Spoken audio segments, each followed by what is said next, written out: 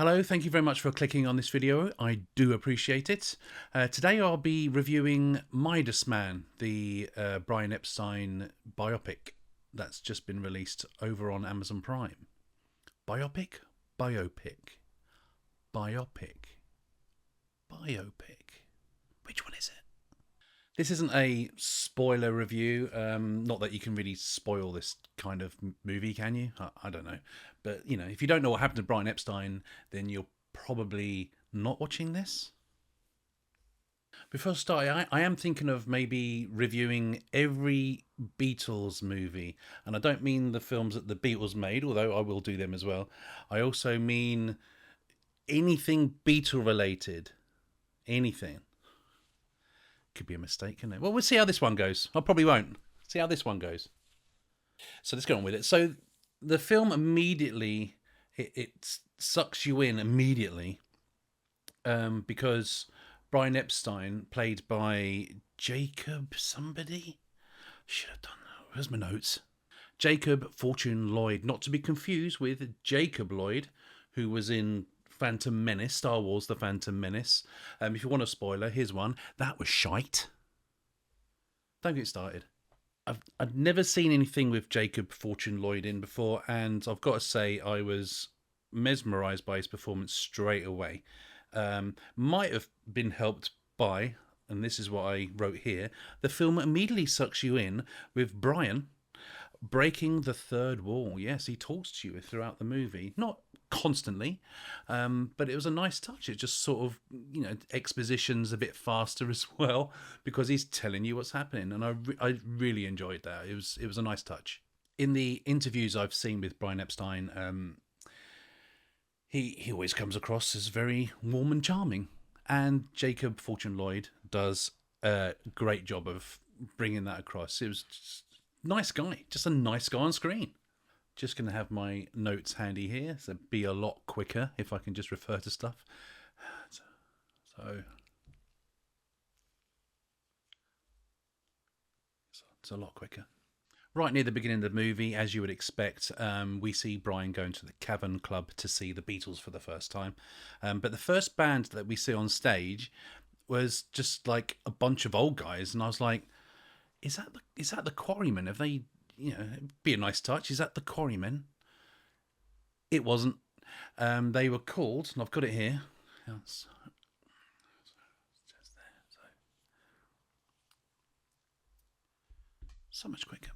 The Dodge Brothers, and unbeknownst to me, the Dodge Brothers has Mark Kermode in it, and in the UK, he's quite a famous film critic. So I'll be interested to see if he critiques this film. At the end of the movie, I went back and I was like, oh yeah, Jesus, that's Mark Kermode.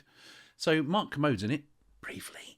Oh, I forgot to mention, the aspect ratio for this part of the movie is sort of like in there. It's not quite, you know, old telly 4:3 as it's called. But yeah, it's in there. You've got black bars either side. And because it's a wide movie, you've also got black bars on the bottom and the top as well.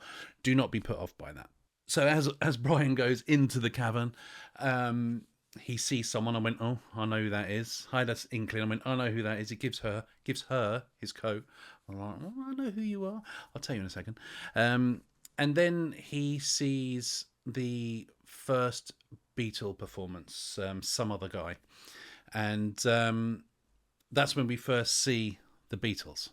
I've got to say, all the actors that are playing the Beatles have good resemblance. Not spot on, obviously, but good resemblance. And they all do signature moves. You know, Paul McCartney's got that. You know, you know what I'm saying. So it's when Brian Epstein sees the Beatles perform Some Other Guy, he has this realization. It's like, oh, these guys are amazing. It's also where, if you think about it, Brian Epstein's world changes, and that's when they decide to make the aspect ratio just go back out to cinematic, and it really works well. It really does work well. And I went, see what you're doing. Before watching the movie, I didn't really know who was going to be in it, actor-wise, I mean, and I was quite surprised to see Eddie Izzard playing Alan Williams, the first Beatles manager. He was great. There was a bit where I was like, it felt like he phoned it like a certain line in, and I was like, okay. But the rest was great, and it was really good to see him.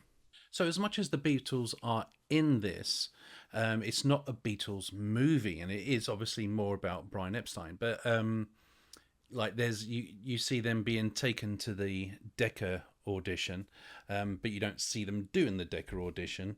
That's fine, but you do see the aftermath of the Decca audition. How many times can I say Decca audition? Decca audition. It's hard. Decca audition. Decca audition. Forget it. Anyway. So then, yeah, obviously, then you see them being turned down by Decca as well. I'm already rambling, so I'm just going to quickly go through the notes with you.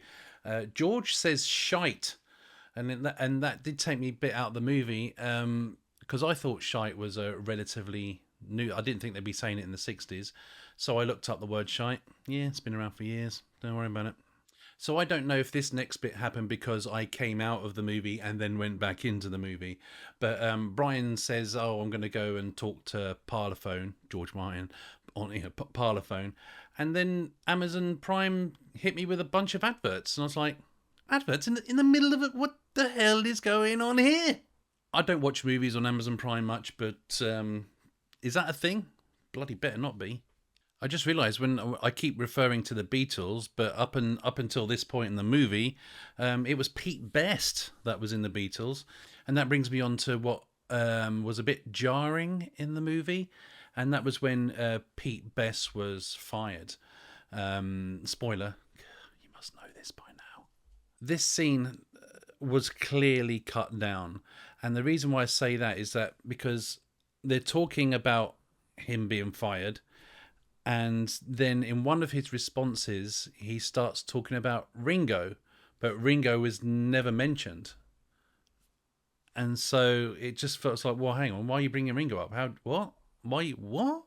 So when the film finished, I went back to that point as well, just to make sure that my ears didn't blink. Ear blinking. When Brian said Ringo, and he doesn't say Ringo at all. Well, he does after Pete mentions Ringo, but it's just there was clearly an edit made, and it didn't make sense.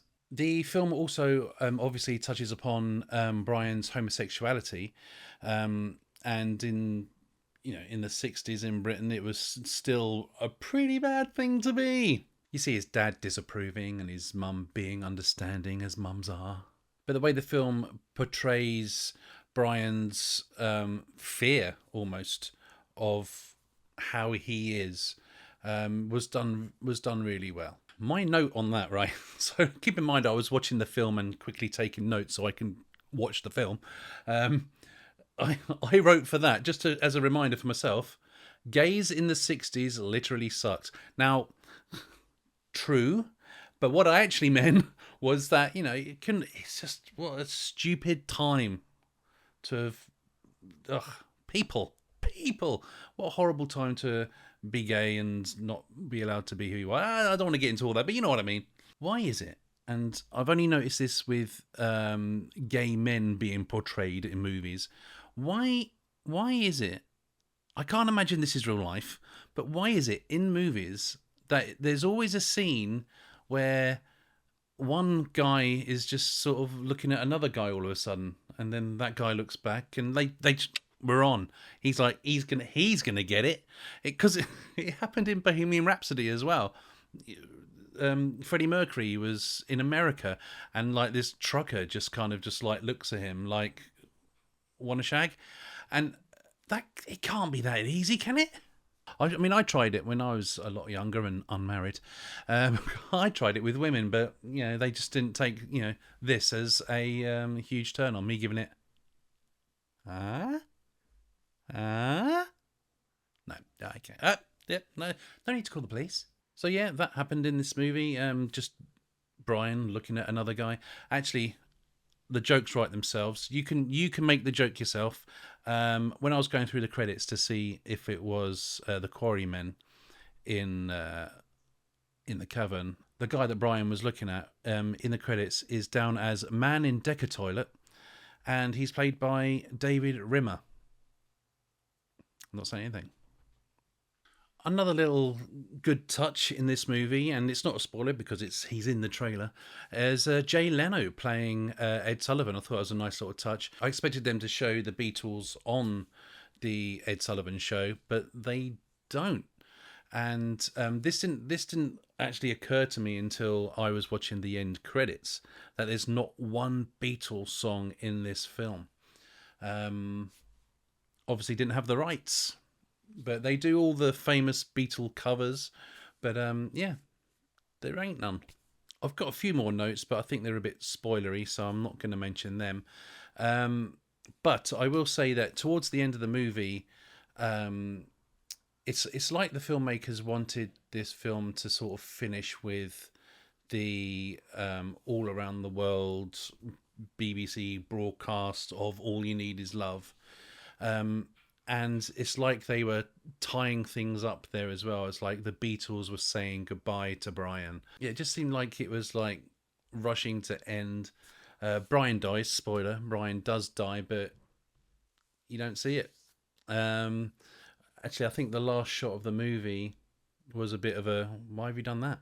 There was a few there was a few things right at the end.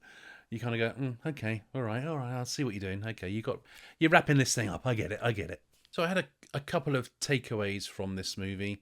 One is, I think I already knew that, but Brian Epstein was a really nice guy. Uh, Jacob Fortune-Lloyd played him amazingly. Actually, all the acting is pretty damn good in this. There's a few shots here and there which look a bit cheap, by the way, but don't worry about that. The Beatles in the car with Brian. Just saying. So yeah, the portrayal of Brian was amazing. The other takeaway I had from it was just being gay back then must have been absolutely not horrifying, but just you must have just constantly lived in fear. It's just it just bugs me. It just bugs me that people had to live their life like that. So that's another takeaway from the movie. So to score this movie, I personally, as a Beatles fan, would give this film 7.5 out of 10. But for people that aren't as interested in the Beatles story as, say, myself or yourself, and are just watching this movie because there's nothing else on, for the regular Joe, this movie probably only score about 5.5 out of 10. I just don't think there's enough in it for a non-Beatles fan. Oh, I forgot to mention, and I did tell you, the woman in the Cavern Club was Priscilla White. She was the one that was taking the coats and giving them their tickets. Priscilla White, also known as Cilla Black. So there you have it. That's my review of Midas Man. I think the next Beatles-related film I am going to review will be Sergeant Pepper's Lonely Hearts Club Band. I know it's apparently awful. I've not seen it. I know it's apparently awful, but how bad can it really be? Anyway, if you made it this far, thank you very much. Please do consider liking, subscribing, and sharing if you want. I don't care. It's up to you, innit? It's up to you. I can't make you do it. And there you have it. Thank you for watching. Oh, no, there's one more note. 1 second. Oh, it says say goodbye. Yeah, bye. Yeah, that was a waste of time.